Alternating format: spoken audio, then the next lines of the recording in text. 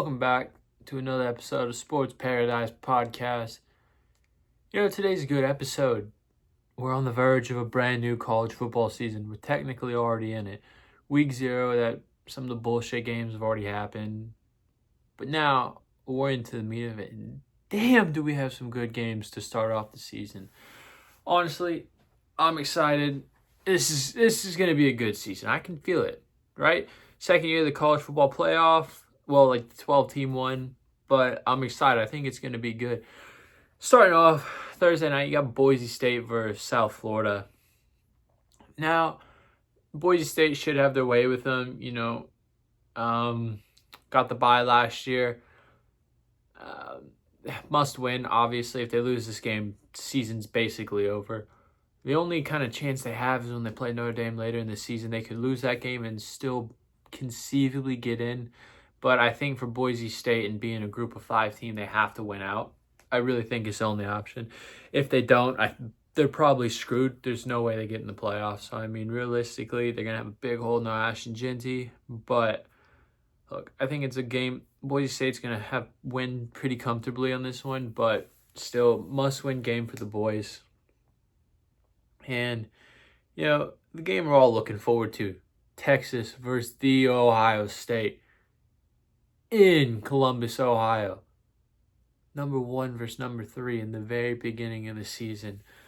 Now, the thing that sucks about this, this loss is not a season ender. Now, years prior, even with the 14 playoff and back before then BCS, you lose a game, you're done for, right? Just because there's so few teams and everything. So that's kind of thing that sucks about this. The stakes aren't as high as they used to be, which is, that's good. It's good to not see a team's season end week 1. So, I like that. I like the aspect of the playoff, but with their conference being so strong, these guys finish top 1 or 2 in their conference. They're going to be in it. Big Ten and the SEC. Realistically, the top 3 from each conference are going to be in the playoff, and then just kind of everywhere else is going to fill in from there. So it's not a must-win game for either of these guys. I think Texas has the edge, but we're going to see what Arch Manning has. We're going to see if he has the nuts, see if he has the mental fortitude going down there, starting quarterback for the University of Texas. I think it's going to be a hell of a game. I think Texas is too damn good. I think Arch is as good as they say he is, or they hope he will be. But like I said, we're going to find out very quickly. They're not playing any of these swanker teams, lesser, but they're just going to beat the crap out of them. Dude, you're starting off against Ohio State, and down there in Columbus, it's going to be a hell of a game. We'll see how Ohio State is. They lost some running backs. They lost a quarterback. Coming back off a national championship, a little bit of a hangover. We'll see what Jason Day has cooking with the boys, see if he has them ready to play. But I think Texas, man, I have them winning by about 10. I don't think it'll be that close. I really do think Texas will have it by about 10 points there. So, we'll see. I think it'll be a hell of a game, but I do think Texas has that edge there by about 10 points. Now, I know nobody cares, but I do. The Oklahoma Sooners versus Illinois State. Now, I believe my Sooners will do something special this year. I don't think they're going to be great. I do think they sneak into the playoff. I believe the way the playoff is set up, SEC is so strong they're going to get 3 or 4 teams in. And you can still get in 9-3. You know what I mean? Just lose to top. If you're losing to teams that are already in the playoff, hell, even if you nick one and lose to somebody else, that nick it's going to be beneficial. So I think, look, the SEC, you're never out of it until you get I think that 4th in-conference loss is what does it. But I could see a 3-loss SEC team getting in there, and I think, you could do it, man. New quarterback, Venables, getting that defense ready to rock. I think towards the end of the season last year, they kind of figured it out. I just think new quarterback, new offensive coordinator, bringing them both in from Washington State. I think the boys are going to be ready to play. I think they're going to piss on Illinois State.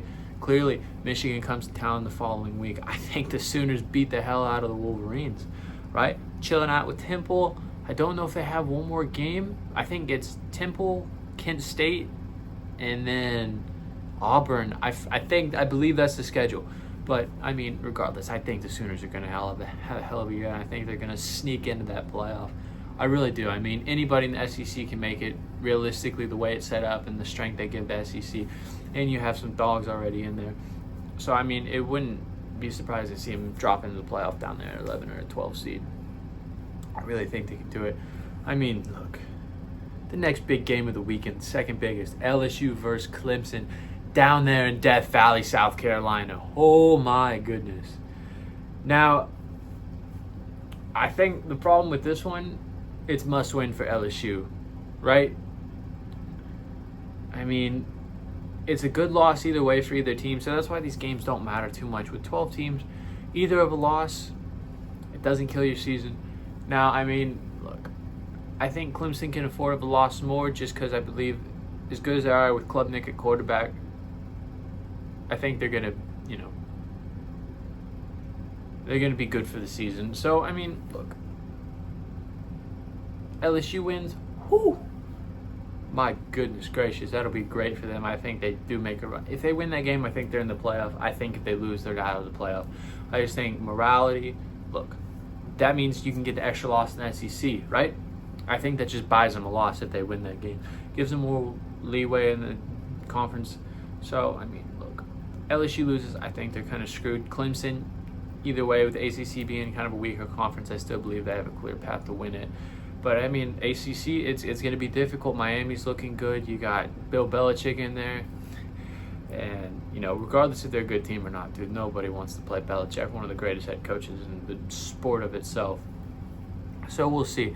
Then the game is going to be a hell of a game. I think that game will be more interesting. I think it'll be more of a gunslinging battle there with Nussmeier and Klubnik. I think it'll be better than that Ohio State-Texas game as far as scoring-wise.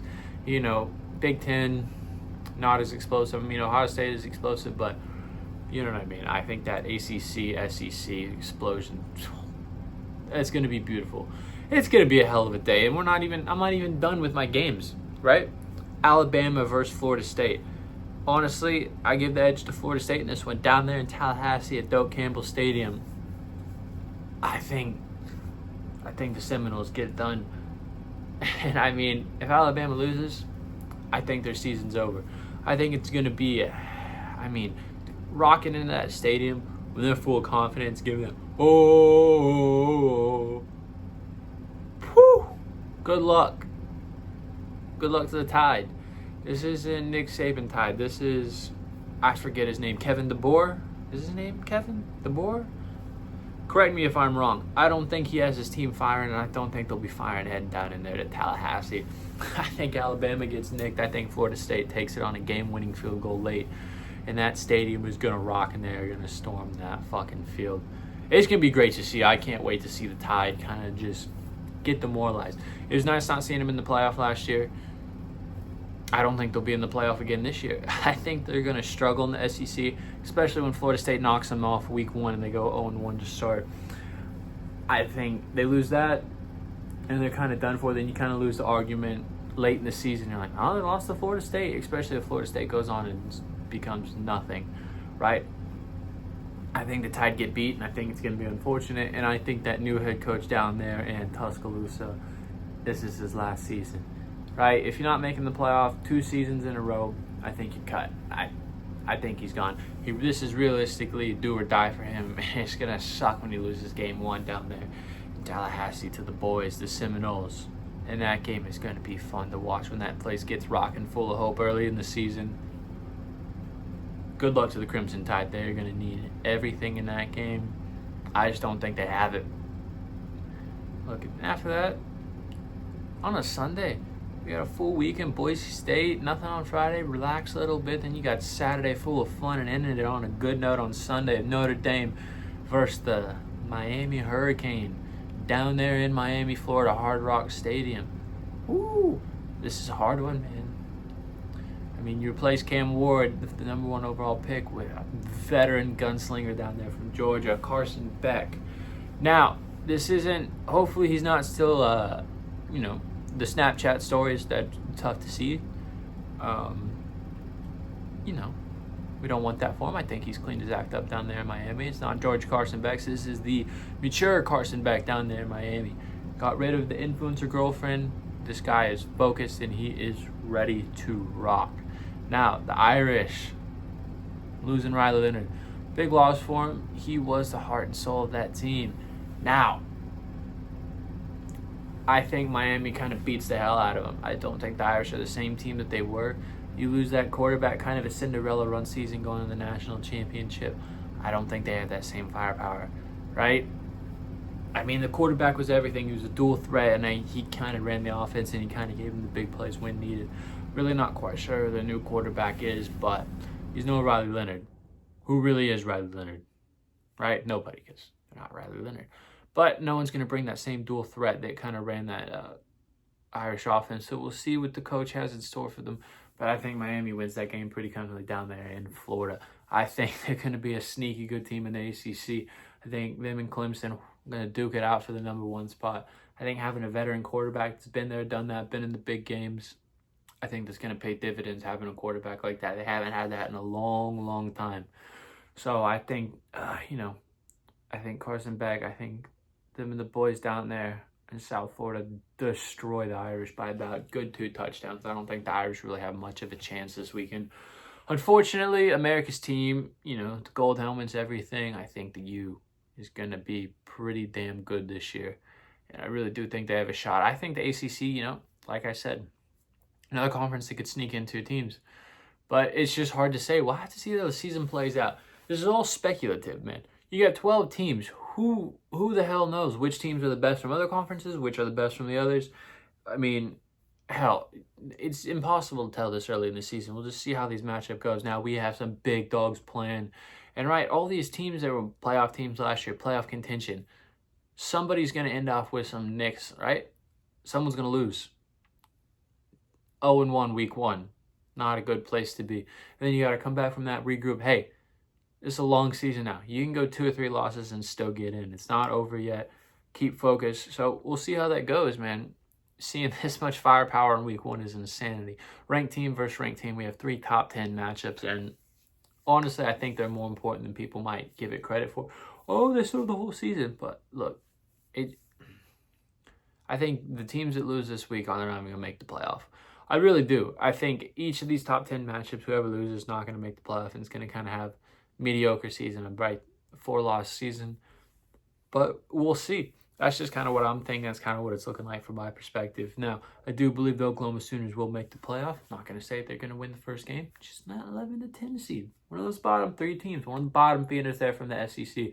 Sneaky good season. They're going to beat Texas in the Red River, clearly. I think Texas is going to be a dog. Texas wins. I'm taking Clemson. I'm taking Oklahoma. I'm taking Florida State. And I'm taking Miami. Got a couple underdogs in there for gambling purposes. That is my 5-pick parlay, right? You got Texas. You got Clemson. Oklahoma. Florida State. Miami. Take those 5. And that is a lot of money. And you're welcome. You can come back to this video and go, Zach, you are the smartest gambler ever. And I'll go, you're welcome. Come back next week. And I'll cook together another brilliant parlay just from all my analysis. This brain is too big to not share with the world my ingenious that I've created and spread out and broadcasted out to you via this beautiful podcast that I am working on. Now, if you stayed here this far, you've unlocked some great football knowledge and my thoughts on this weekend, as well as some unbelievable parlays.